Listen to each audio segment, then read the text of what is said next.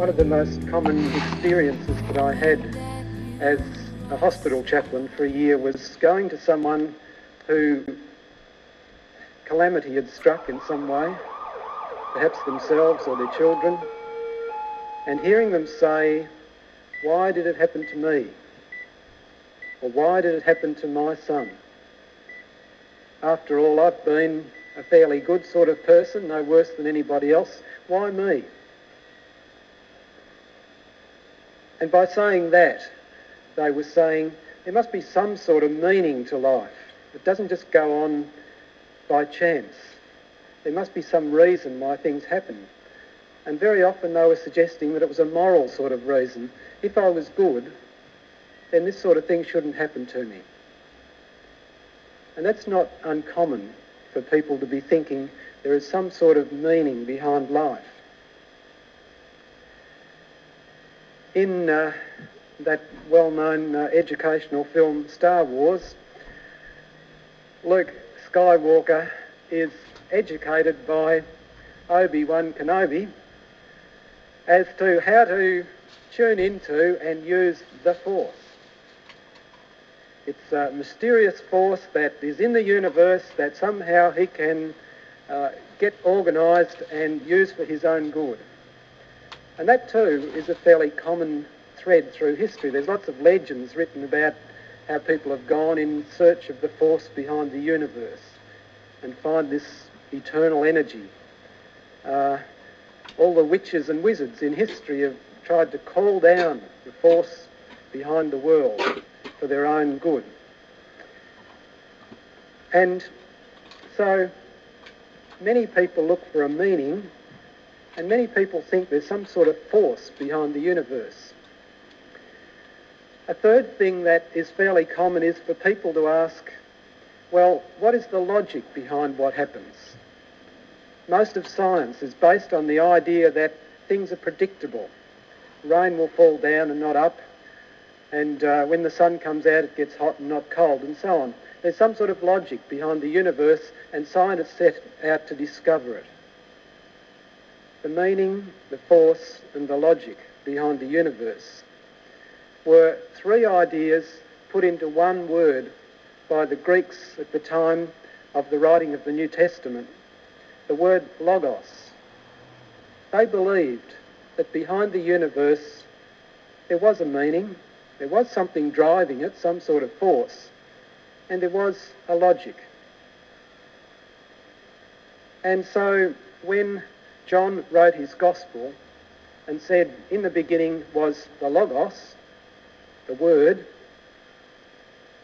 he meant there was the reason or the meaning, the force, and the logic. And everybody said, "Yeah, well, that makes sense. That was there at the beginning."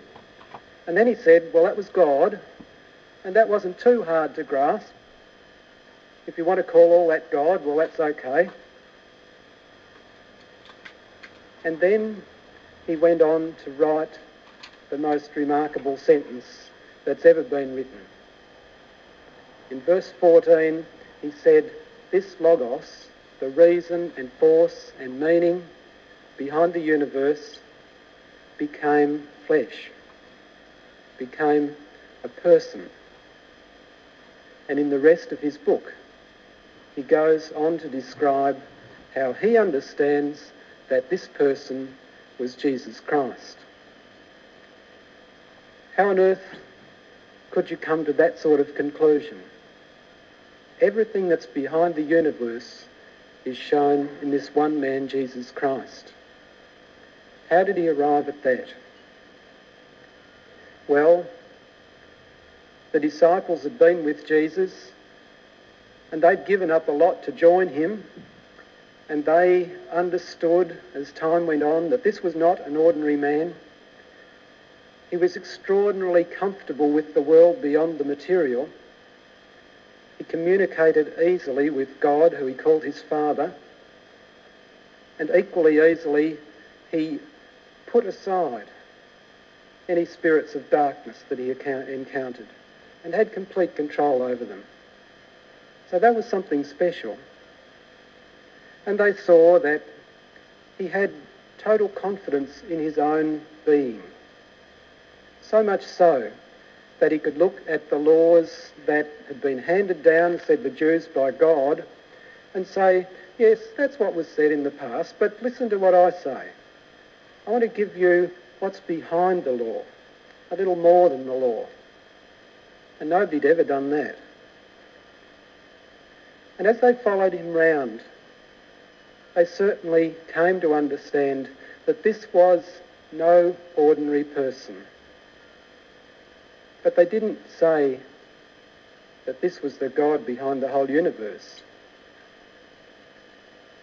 And when he died and when he rose again,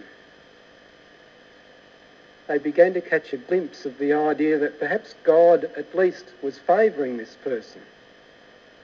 God was saying that the life that he lived was the life that a person should live, and putting his stamp on that by raising him from the dead. But I'm not sure that they understood even then that this was a person who they could call God. It was only some time later when they began to say, it's as if this Jesus is taking me over. It's as if he lives inside me.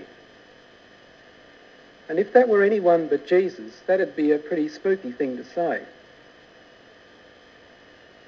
But their experience was not like that at all. They began to say, there's a love growing inside us. There's a purpose for our life. And there's a deep understanding of what we're like. We're beginning to understand ourselves and understand the need for us to change and be different people and call other people to be the same. And the idea of the logos, the meaning, the force and the logic, began to be turned upside down. The meaning that they found in their life was not just a simple answer to why do bad things happen to me when I'm not such a bad person. It was, I feel like my life has some reason for being now. And when these bad things come, I can go past that and say, my life means more than coping with the next disaster.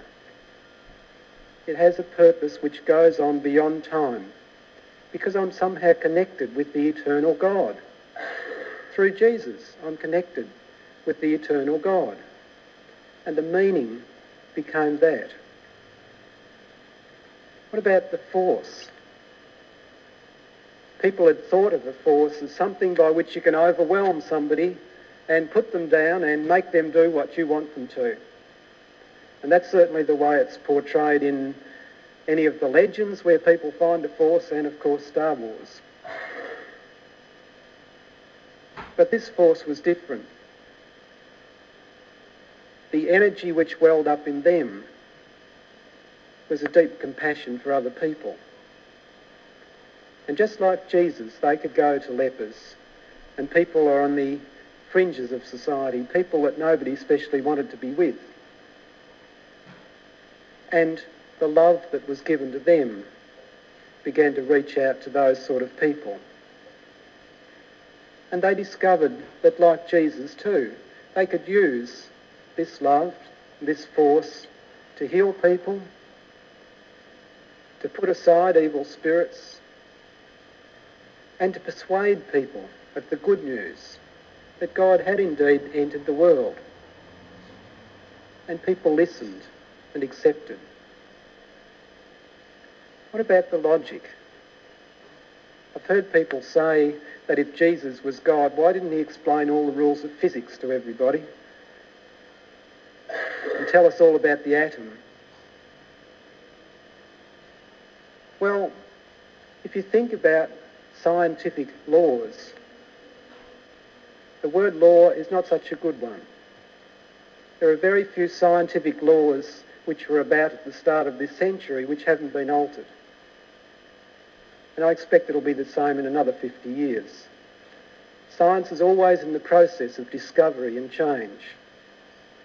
And if you stop at a particular moment, you don't have truth.